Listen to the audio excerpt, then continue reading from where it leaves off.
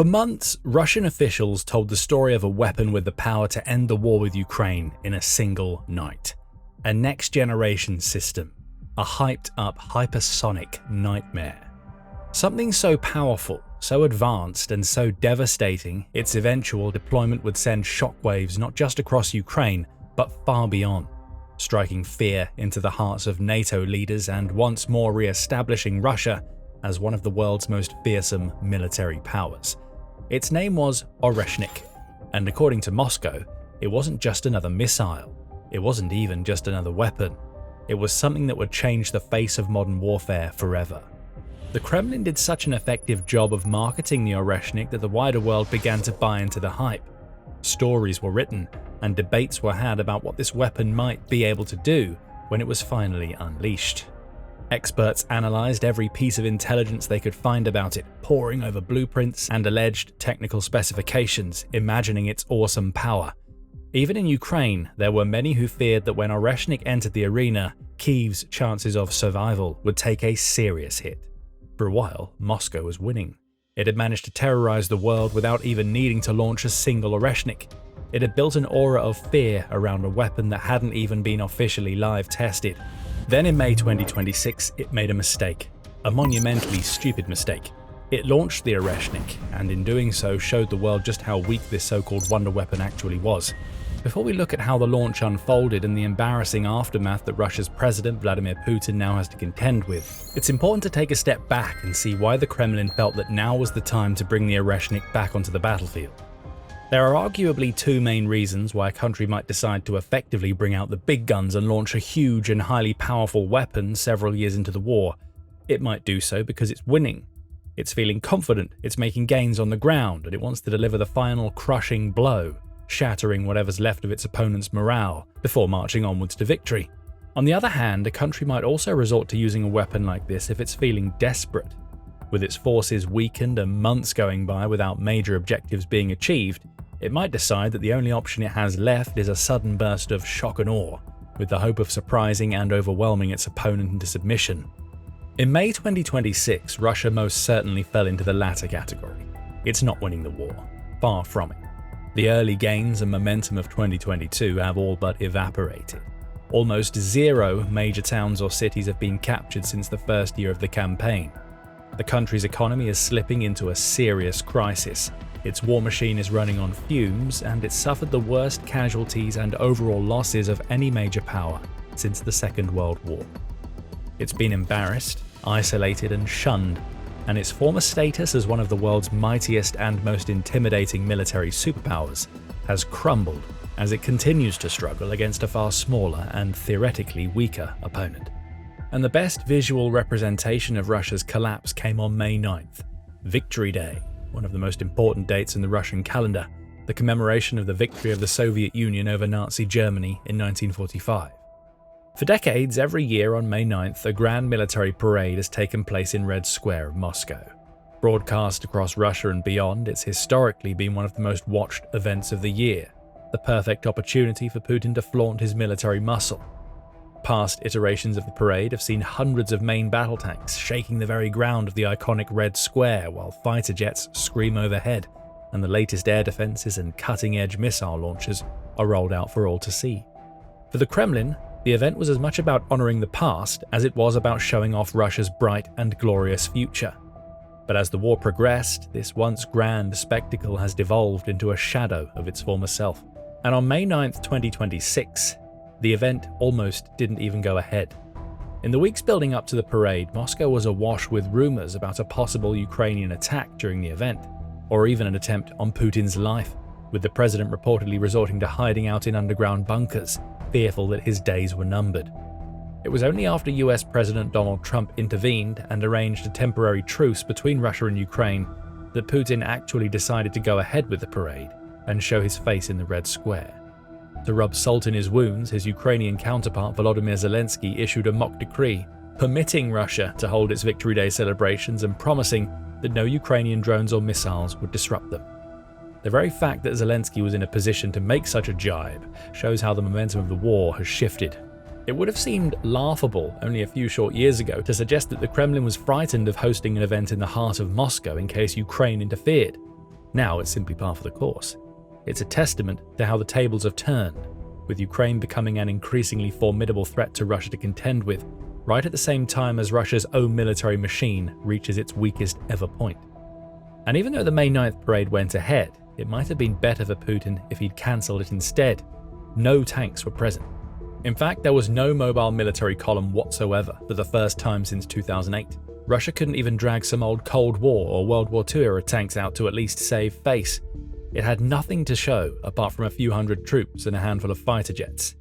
While Putin stood in front of a small crowd to give his speech, speaking of Russian heroes on the front lines facing off against Ukraine and NATO combined, the world's media mocked the display, which only served to show just how far the Kremlin had fallen. Clearly, they struck a nerve. Putin's whole persona is built on power projection. Ever since he came to power, he's been desperate to present himself as some sort of strongman figure, the modern-day Peter the Great, the only one with the heart and grit needed to lead a country of such a size. But on May 9th, the evidence was clear to see. The emperor had no clothes, and even inside Russia, Putin's popularity was slipping by the day. Not only that, but even though Ukraine had abided by the truce and avoided targeting Moscow, it was still carrying out numerous successive strikes on other important targets, like oil refineries, ammo depots, and military facilities, both in the occupied regions and within Russia itself. Pressure was rising on Putin, and his future was looking increasingly grim. And when authoritarian dictators start to lose their grip on power, they tend to behave like wild animals backed into corners. They lash out. True to form, that's exactly what Putin did. He knew he needed to change the narrative. The world was laughing at him. His grand parade was an abject embarrassment, and time was running out for him to turn the situation around. But he had one final card to play, one last ace up his sleeve. The Oreshnik, the one weapon that could, perhaps, turn the tide. A weapon that would deal such damage that the world would instantly forget about the Victory Day humiliation. This would silence the critics, it would stun the doubters into silence, it would prove to the public that Putin was still the right man for the job, and make the wider world frightened of Russia all over again. And so the president gave the order. He didn't wait for his commanders to find an ideal target, he didn't form a sensible strategy or bide his time until the perfect moment came. He wanted to act immediately, delivering a big and bombastic blow to his enemy. He wanted fires and explosions and bloodshed, no matter the cost. And so plans were put into place. Over the weekend of May 23rd to 24th, Russia would launch one of its biggest ever missile and drone attacks against Ukraine. It would target multiple regions all in one fell swoop, sending 90 missiles and 600 drones over the border. The total cost of the attack would later be estimated at up to, or perhaps even over, the $400 million mark. And the crowning jewel of it all would be the Oreshnik, which would arrive towards the end of the strike, delivering a finale that Ukraine and the rest of the world would not soon forget. Putin was confident, and it's not hard to see why. Like so many others, he too bought into the hype of this missile. Surrounded by sycophants and yes-men, he was led to believe it was truly a game-changing innovation. But was it really? To find out, we need to take a closer look at this weapon's development and true capacities. Despite being marketed as a brand new creation, the Oreshnik, which translates to hazel shrub in English, is actually believed to be based on a pre-existing system, the RS-26 Rubezh, an intermediate-range ballistic missile that was developed in the 2000s and underwent several successful test launches in the 2010s, but never officially entered service. Many analysts and experts believe that the Oreshnik is simply a variant of the RS-26 with slightly less range, but capable of extraordinary speeds. Hypersonic speeds, to be precise. In military terms, hypersonic weapons are those that can exceed Mach 5, or 5 times the speed of sound, in excess of 3,800 miles per hour. The very word hypersonic is enough to invoke a certain level of fear and intimidation. Weapons that move this fast have long been regarded as almost unstoppable, able to speed past conventional defenses before they even register on their radar screens. That's why the world's leading military powers, including the United States and China, have poured huge amounts of money and resources into developing these sorts of systems, which could bring about a whole new era of warfare. And the Oreshnik wasn't just at the lower limit of hypersonic. According to the Ukrainian military, it was reportedly capable of exceeding not merely Mach 5, but Mach 10, giving it a peak speed in excess of 7,600 miles per hour, or 12,300 kilometers per hour. That places it among the fastest missiles in existence today. But speed isn't everything. Plenty of ballistic missiles exist that can travel at hypersonic speeds during certain portions of their flight paths. The real challenge isn't just moving quickly, it's staying on target and evading air defenses while traveling at those same extreme velocities. But that too apparently wasn't a problem for Oreshnik. Kremlin officials described how this missile boasted advanced maneuverability, allowing it to adjust its direction of travel mid-flight.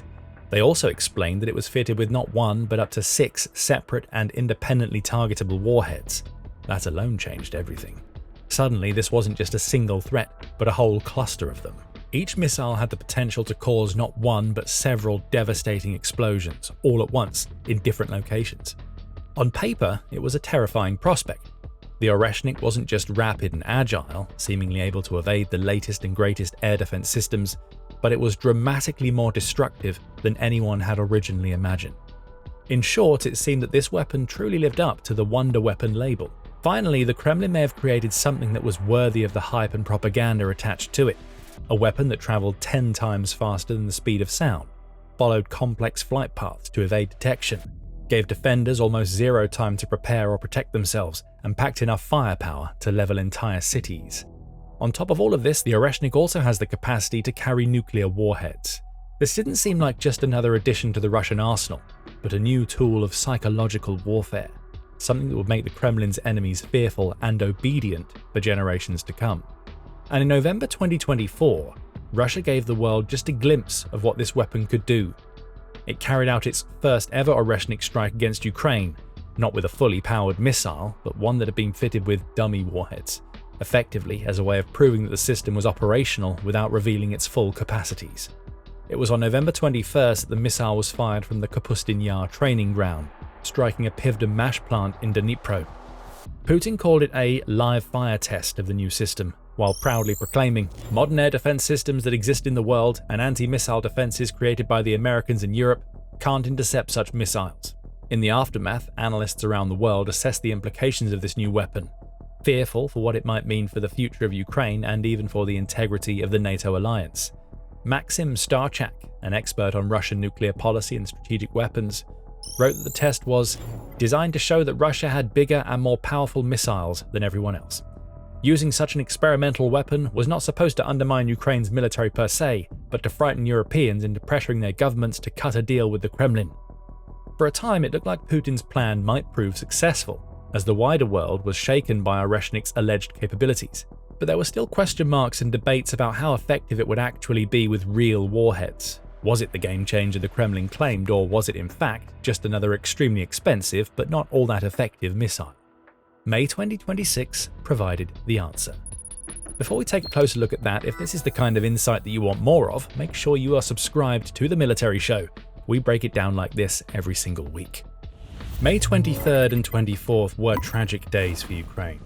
Overnight on Saturday and into the early hours of Sunday morning, Russia's massive missile and drone strike rained down on the country's capital, Kyiv. All of the capital's districts were hit by a mixture of Kh-101 cruise missiles, Iskander-Ms, Kh-47M2 Kinzhals, and 3 M22 Zircons.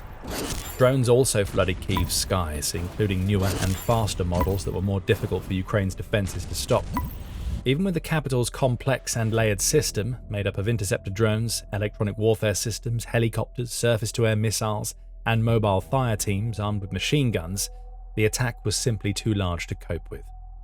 While Ukraine managed to shoot down around 44 of the 54 Kh-101s, and a portion of the other missiles too, along with many of the drones, some still made it through, colliding with residential homes and civilian infrastructure, like the National Chernobyl Museum. At least 2 people were killed and around 90 injured, as buildings were reduced to rubble and vast fires broke out across the capital. It was clear Russia was making a statement, snapping back at the prevailing narrative that it was starting to lose the war, with Keir Giles of Chatham House saying, "Russia will have been dismayed at the shifting global perception of the war over recent weeks. The inching back of the front line, together with Ukraine's deep strikes into Russia, has shown many people the deep cracks in Russia's previous narrative that its victory was inevitable." In the aftermath of the attack, however, analysts noticed something very unusual. Russia had indeed fired an Oreshnik missile the night of May 23rd. But it didn't strike the heart of Kyiv.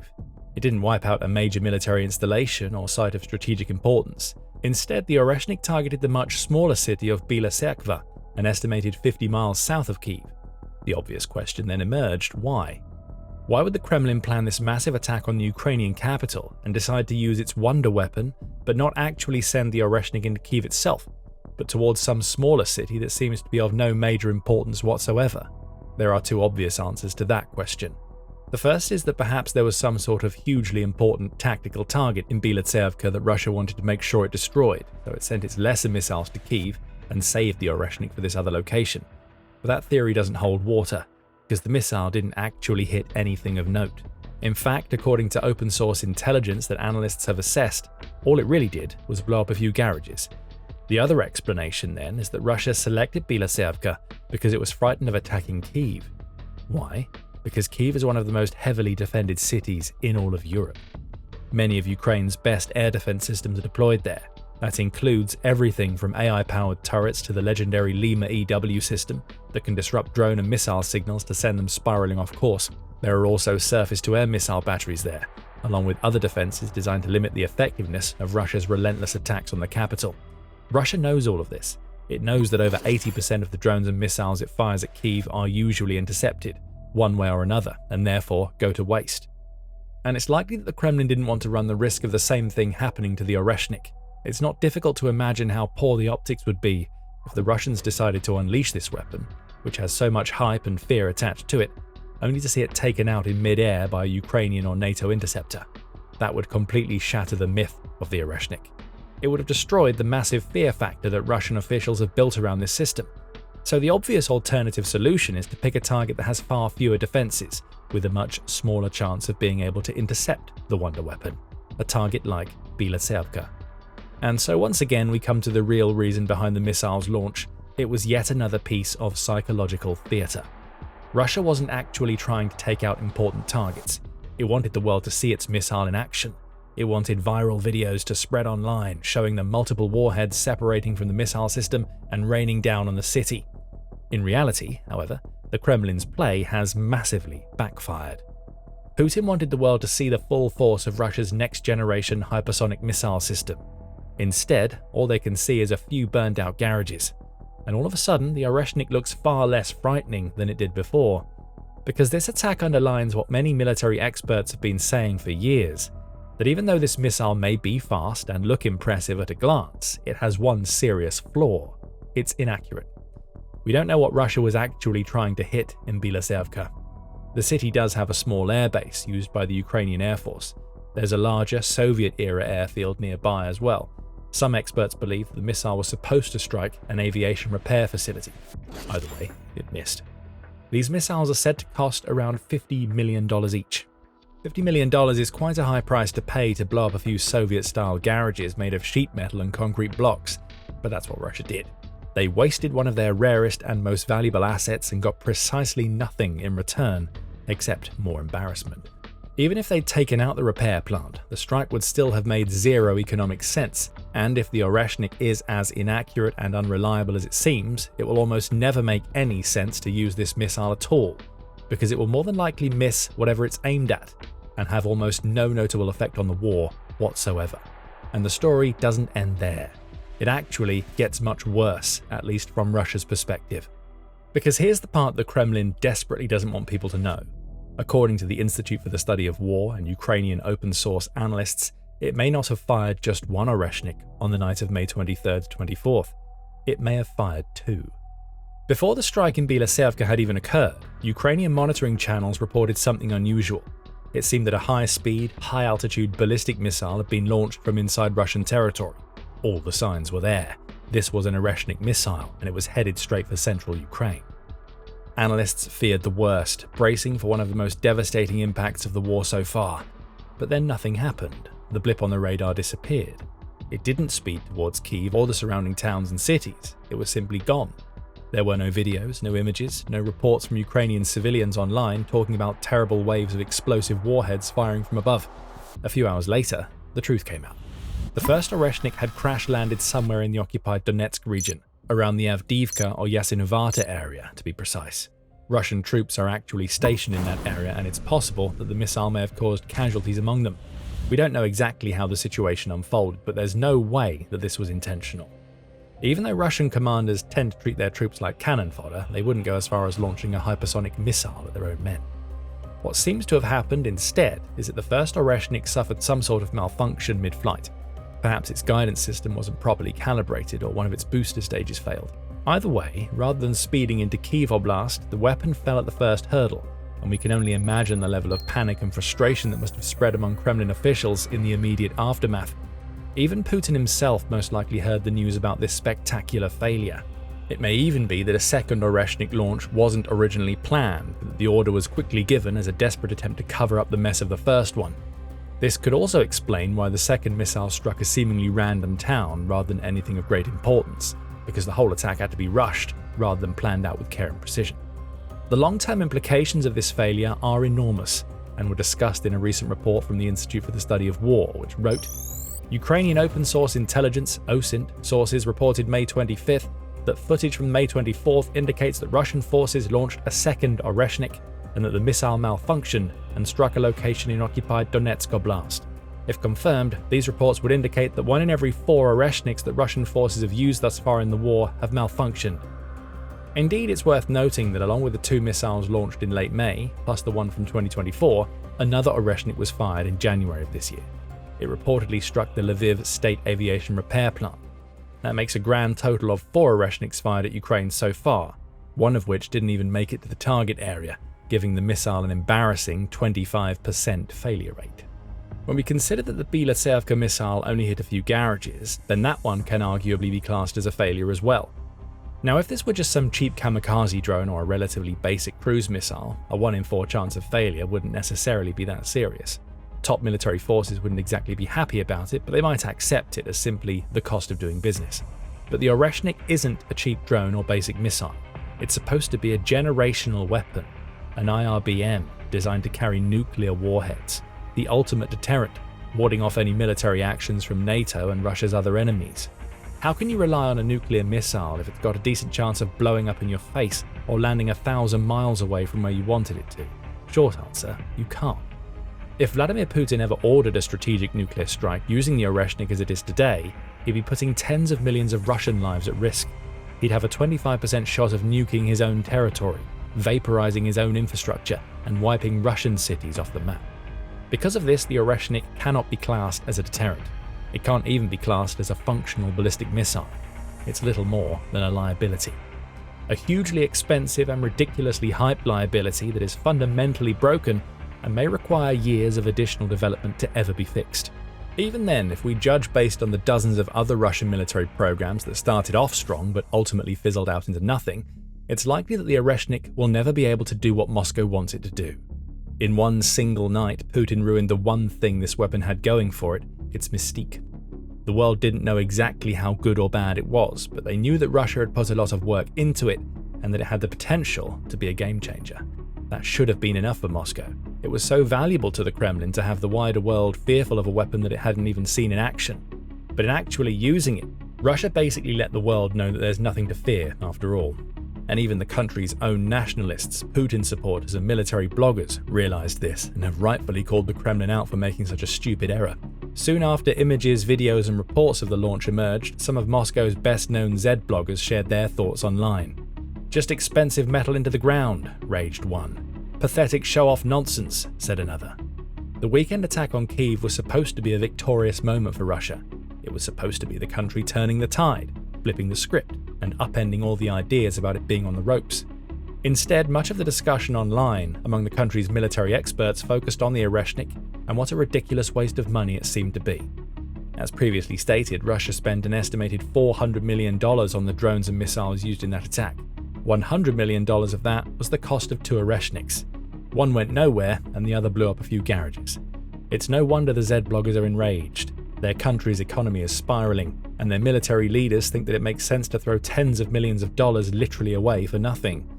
On the broader stage too, Putin may have hoped that his use of the Oreshnik would send a shiver down the spines of NATO and European leaders. That didn't happen either. Instead, European leaders like French President Emmanuel Macron condemned the Kremlin's decision. Kaja Kallas, meanwhile, the EU High Representative for Foreign Affairs and a Vice President of the European Commission, saw right through the attack, calling it a political scare tactic and reckless nuclear brinkmanship. and noted that Russia had turned to such strikes after reaching a dead end on the battlefield. Kallas went on to say that the Kremlin was only concerned with killing as many civilians as possible, and announced that EU foreign ministers would meet to discuss increasing international pressure on Russia in response. Antonio Costa, president of the European Council, also condemned the attack, calling it a merciless display of brutality directed against civilians and civilian infrastructure, and a stark reminder that Russia is not interested in meaningful peace negotiations. Like Kallas, Costa affirmed that Europe remained firm and unwavering in its support of Ukraine and would not play along with Putin's games, because the days of Russia terrorizing the world are over. After more than 4 years of failure in Ukraine, after countless lies, broken promises, and empty threats, nobody believes a word that comes out of the Kremlin anymore, nor are they afraid of it. Partly this is because of Ukraine and its amazing displays of resilience and bravery in defying the odds and defending its territory, but it's also partly the consequence of Putin's own hubris and foolishness. After spending decades building his own strongman reputation and establishing his country as some sort of all-powerful, all-conquering force, the Russian president has subsequently set his own empire ablaze, making one monumental mistake after another that have all served not to intimidate his enemies but to highlight his own insecurities. Ukraine, meanwhile, is quietly getting on with business and making some major breakthroughs in the areas that matter most, undoing Russia's advances and clawing back lost land. In Crimea, for example, Ukrainian forces are successfully isolating the region, severing the supply lines that Russia has relied on for years, and paving the way for potential liberation, which you can learn about more in this video. Alternatively, you might like to watch this video to see how Ukraine orchestrated another devastating drone strike on Russia's Black Sea fleet, dealing massive damage to one of Putin's finest warships. And for more breaking military news reports and insightful analysis of the latest war stories, make sure to subscribe to The Military Show before you go. And thank you for watching.